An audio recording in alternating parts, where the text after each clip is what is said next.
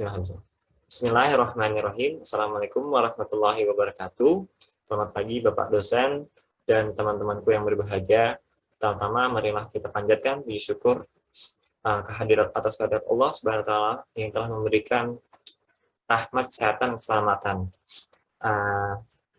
Di perjumpaan kita kali ini yaitu kita mempresentasikan mata kuliah fisika dasar kedua, dosen yang diampu oleh Dr. Robi Kurniawan MSI. Sebelum kita menjalankan presentasi kali ini, ada baiknya saya untuk memperkenalkan anggota di kelompok ini.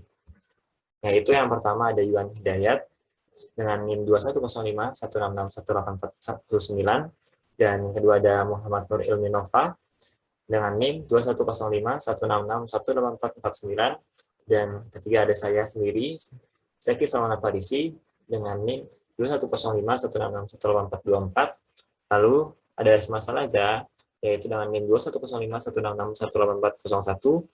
Dilanjut yang kelima ada Frelin Abigail, yaitu dengan NIM 210516618443. Dan yang terakhir ada Zahra Aulia, yaitu dengan NIM 210516618457. Baik, presentasi kali ini kita membahas tentang kapasitor dan kapasitor yang akan dibacakan oleh saya sendiri. Kapasitor merupakan perangkat yang dapat menyimpan energi dalam medan listrik. Kapasitor terbentuk dari dua buah konduktor yang diberi muatan sama besar tapi berbeda jenis dan terpisah oleh suatu bahan isolator dinamakan bahan dielektrik. Nah, proses pemberian muatan kapasitor dilakukan dengan menghubungkan kapasitor masing-masing konduktor dengan sumber tegangan yaitu beda potensial tertentu seperti di contoh ini. Selanjutnya, kapasitas atau kapasitansi suatu kapasitor. Muatan yang tersimpan dalam suatu sistem kapasitor sebanding dengan besar beda potensial yang diberikan. Lalu, faktor kesebandingan antara muatan yang tersimpan dengan beda potensial yang diberikan dinamakan kapasitansi atau kapasitas yang menyatakan kemampuan kapasitor untuk menyimpan muatan, disimbolkan dengan C. Jadi rumusnya itu I sama dengan C kali delta V. Satuan kapasitansi dalam SI adalah volume atau per volt atau pengisian kapasitor. Ya, dalam pengisian kapasitor dilakukan dengan menghubungkan konduktor pada kapasitor dengan sumber tegangan atau beda potensial. Seperti yang bisa kita lihat pada gambar tersebut, ketika saklar ditutup, medan listrik dari baterai membuat elektron dari konduktor 1 tertarik ke terminal positif baterai. Akibatnya, konduktor 1 menjadi kehilangan elektron atau bermuatan positif. Selain itu, medan listrik dari baterai juga mendorong elektron dari baterai ke konduktor 2. Akibatnya, konduktor 2 menjadi kelebihan elektron atau bermuatan negatif. Kapasitansi berbagai macam kapasitor. Untuk menentukan kapasitansi suatu kapasitor, 1. Tentukan medan listrik akibat konduktor yang bermuatan atau anggap masing-masing konduktor bermuatan sebesar Q. Dapat diperoleh menggunakan hukum Gauss ataupun hukum Coulomb. 2. Tentukan beta potensial antara kedua konduktor. 3. Tentukan kapasitansi sistem kapasitor tersebut dengan mengingat bahwa kapasitansi merupakan perbandingan antara muatan dengan beta potensial yang terjadi. Kapasitansi kapasitor keping sejajar. Medan listrik dekat permukaan oleh keping atau lempeng yang sangat besar bermuatan Q dan luas permukaan A. Medan listrik di antara kedua keping lempeng. Beta potensial antara kedua keping. Rumus-rumusnya seperti yang bisa kita lihat pada slide tersebut. Kapasitansi kapasitor silinder. Medan listrik pada ruang antar kedua konduktor atau jarak R dari konduktor dalam. Beta potensial antara kedua konduktor. Kapasitansi kapasitor bola, yaitu medan listrik pada ruang antara kedua konduktor, beta potensial antara kedua konduktor, dan kapasitansi kapasitor bola. Selanjutnya yaitu susunan kapasitor. Dalam rangkaian listrik, dua atau lebih kapasitor dikombinasikan. Susunan beberapa kapasitor ini memberikan suatu kapasitor baru dengan nilai kapasitansi yang juga baru. Diistilahkan sebagai kapasitansi ekivalen atau kapasitansi pengganti atau kapasitansi total susunan kapasitor. Ada dua macam kombinasi dasar kapasitor, yaitu yang pertama kombinasi susunan paralel dan yang kedua kombinasi susunan seri. Kombinasi atau susunan lainnya yang lebih rumit dapat dipandang sebagai gabungan atau kombinasi dari seri dan paralel, seperti contoh gambar di samping.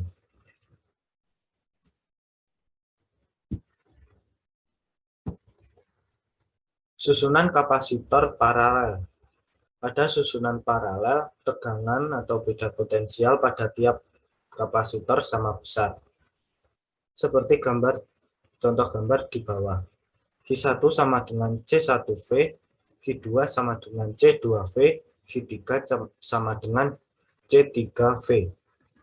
Kekekalan muatan, Q total sama dengan Q1 ditambah Q2 ditambah Q3. C pengganti sama dengan Q total per V sama dengan Q1 ditambah Q2 ditambah Q3 per V sama dengan C1 plus C2 plus C3. C pengganti paralel sama dengan N sigma I sama dengan 1 C I. Susunan kapasitor serial. Pada susunan seri, muatan tiap-tiap kapasitor sama besar. Seperti contoh gambar di bawah. V1 sama dengan Q per C1, V2 sama dengan Q per C2, V3 sama dengan Q per C3. Penjumlahan tegangan, V sama dengan V1 ditambah V2 ditambah V3. V sama dengan Q per C pengganti sama dengan Q per C1 ditambah Q per C2 ditambah Q per C3 sama dengan Q 1 per C1 ditambah 1 per C2 ditambah 1 per C3. 1 per C pengganti seri sama dengan N sigma I sama dengan 1 per CI. Selanjutnya yaitu contoh soal. Yang pertama yaitu tentukanlah kapasitansi pengganti susunan kapasitor berikut. Yang kedua, jika semua kapasitor identik, berapakah kapasitansi total?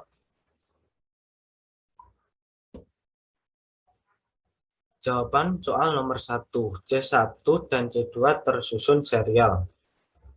1 per C12 sama dengan 1 per C1 ditambah 1 per C2 sama dengan 1 per 4 mikro ditambah 1 per 15 mikro sama dengan 15 plus 4 per 60 mikro menjadi C12 sama dengan 60 per 19 mikro. C12 dan C3 tersusun paralel.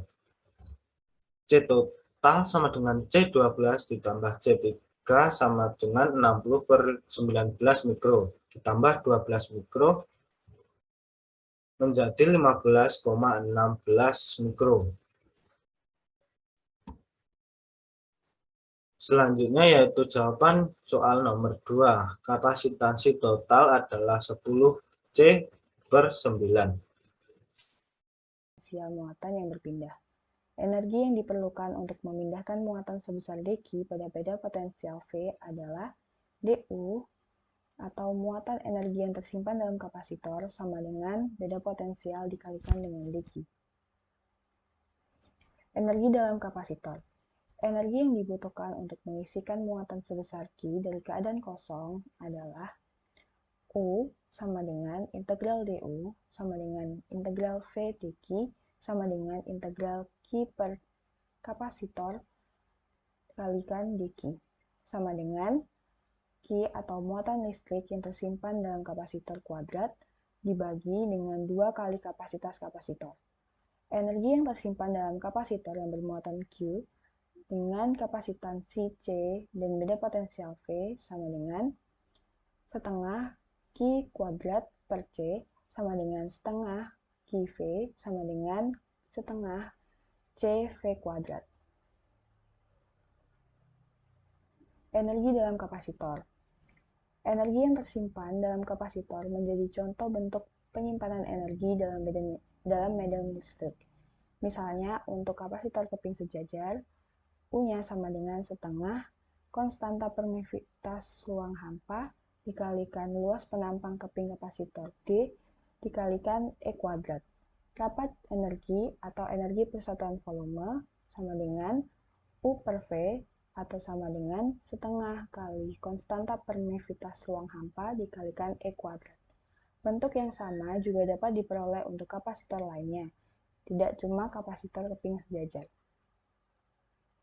Contoh, berapakah energi yang tersimpan dalam kapasitor 3 mikrofarad bila dihubungkan dengan sumber tegangan 12 volt? U sama dengan setengah kali CV² sama dengan setengah dikalikan kapasitornya 3 mikrofarad dikalikan dengan CV², yaitu 144 V² sama dengan 216 dikalikan 10 pangkat min 6 Joule. Lalu kapasitor 3 mikrofarad diisi muatan hingga 6 mikrofarad. Berapa energi yang tersimpan dalam kapasitor tersebut? Maka U sama dengan setengah dikalikan Q² per C, sama dengan setengah dikalikan 36 dikali 10 pangkat min 12 C² dibagi dengan 3 kali 10 pangkat min 6 farad, yaitu 6 kali 10 pangkat min 6 Joule. Yang kedua adalah dielectric dan Gauss law in dielectric.